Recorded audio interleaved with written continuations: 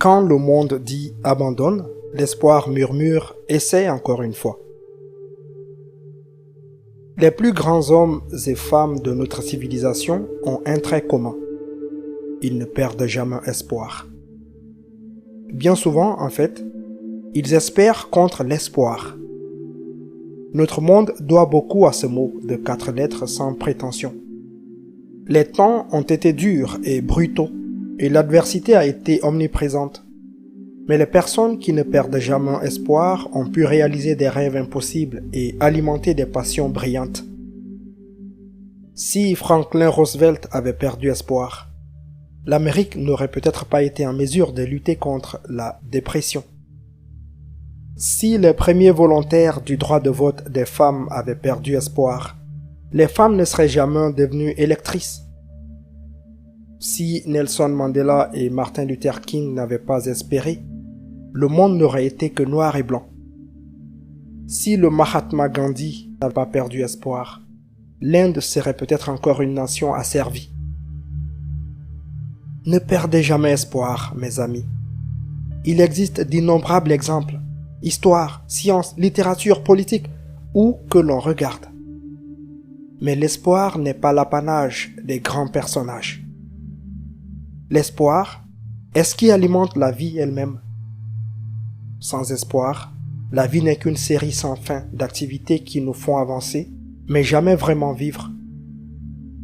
Tout n'est qu'une tâche, un devoir, quand on sent qu'il n'y a rien à attendre. On pourrait dire que tous les exemples cités sont ceux de personnes déjà au pouvoir qui ont eu la chance d'avoir les bons coups. Mais sans espoir, l'homme le plus fort reste faible. Pourtant, avec l'espoir, l'homme le plus faible peut devenir fort. La positivité alimentée par l'espoir est une force vitale. Si nous ne perdons jamais espoir, cela nous permet de persévérer et de guetter les bonnes occasions. Mais l'espoir peut parfois sembler difficile à trouver. Il nous arrive à tous d'avoir des moments difficiles où nous nous désespérons des défauts de la vie. Les choses ne se déroulent pas comme nous le souhaitons et le destin nous assène des coups durs. Nous n'obtenons pas le travail que nous voulons, la promotion que nous souhaitons, la personne que nous aimons, le bébé que nous désirons. Pourtant, comme on le dit souvent, là où il y a une volonté, il y a un chemin. Et la volonté vient de l'espoir. Je le répète, ne perdez jamais espoir. Les ailes de l'espoir nous portent et nous font planer au-dessus des vents violents de la vie, disait Anna Jacob. À présent, voici 3 conseils précieux pour ne jamais perdre espoir. Conseil numéro 1, persévérer. La vie nous donne un certain nombre de défis.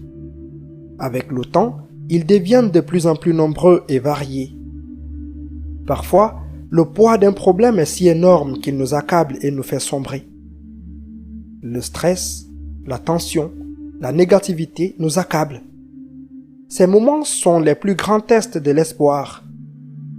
La différence entre le courage et la faiblesse est de ne jamais perdre espoir, même lorsque les temps sont durs.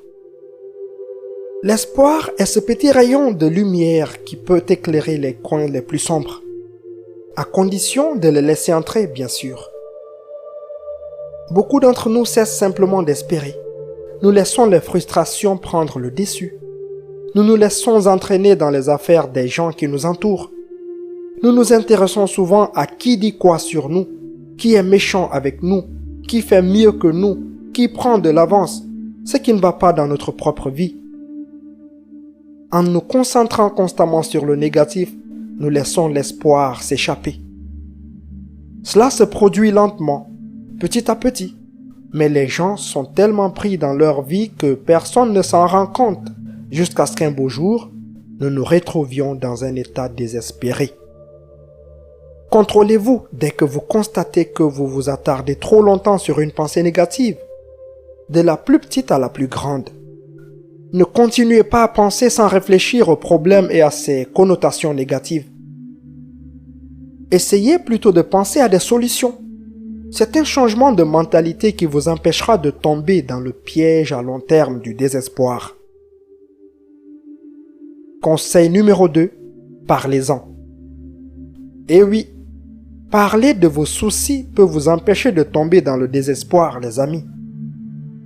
Tout le monde a besoin d'un confident, quelqu'un à qui vous pouvez vous confier, quelqu'un qui ne vous jugera pas pour vos insuffisances, avec qui vous pouvez partager presque tout et n'importe quoi. Quelqu'un qui peut vous donner du pouvoir pour que vous ne perdiez jamais espoir. Et surtout, ayez ce quelqu'un dans votre vie qui vous booste à chaque fois que vous dialoguez, à chaque fois que vous vous rencontrez, à chaque fois que vous vous confiez à lui. Trouvez des personnes qui se battent et s'épanouissent, et non des personnes qui échouent et se plaignent, pleurnichent et gémissent. Nous avons tous un pleurnicheur en nous, mais certaines personnes ne font que ça, ils ne font que pleurnicher. Un conseil, restez à l'écart. Restez à l'écart des pleurnicheurs, restez à l'écart des gémisseurs.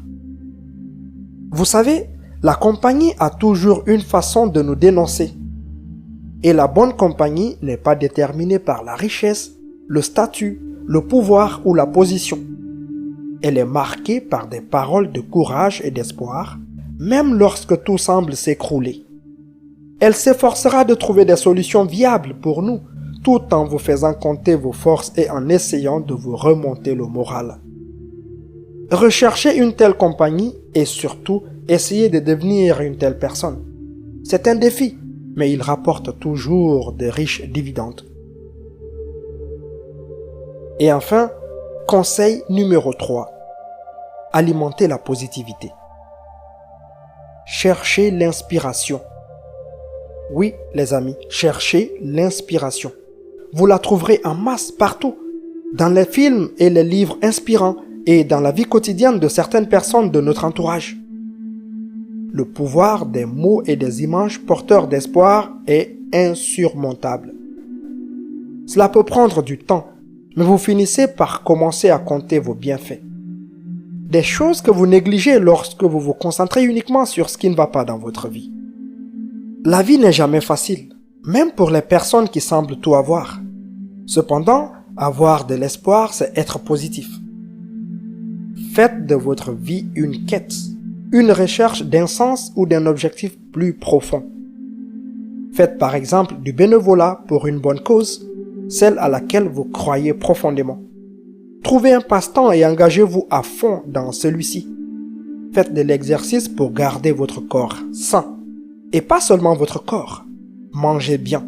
Récitez votre prière silencieuse lorsque vous vous sentez nerveux.